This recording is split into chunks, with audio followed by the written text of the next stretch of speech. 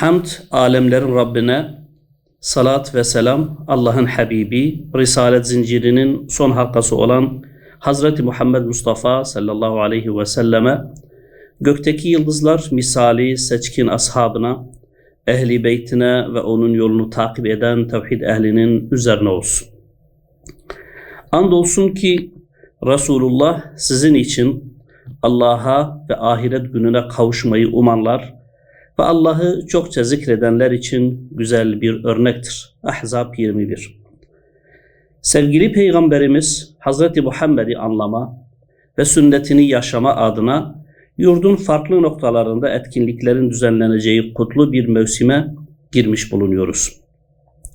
Meydanlar Muhammedi sevda ile dolup taşacak, sevdalılar salavat ve tekbirlerle yeri ve göğü inletecektir inşallah.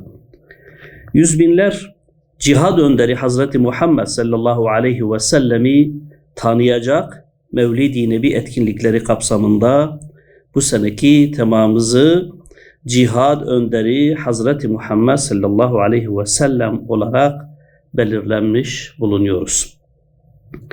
Temamımız cihattır. Çünkü İslam alemi, İslam ümmeti ve dünyanın diğer halkları despot, zalim güçlerin insafına mahkum olmuşlardır. İnsanlık adeta özgürlüğe, barışa ve huzura susamış olup büyük bir arayış içindedir. Korumasız, sahipsiz, mazlum kadın ve çocukların gözleri bir kurtarıcı beklentisi içinde, kalpleri kurtuluş umuduyla çarpmaktadır. Kuşkusuz bu kurtarıcı Hazreti Muhammed sallallahu aleyhi ve sellem'dir.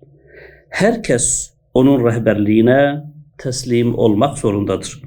Çünkü onun yolu direniş ve zulme kıyam yoludur.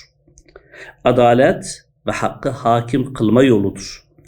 Mazlumları, ezilenleri adalet ve özgürlüğe kavuşturacak, haklıların hakkını verecek tek yol peygamber yoludur.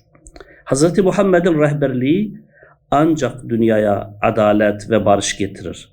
Hak ve hakikati üstün kılar. Düzenleyeceğimiz etkinlik yerleri ve tarihleri ise şu şekilde planlanmıştır.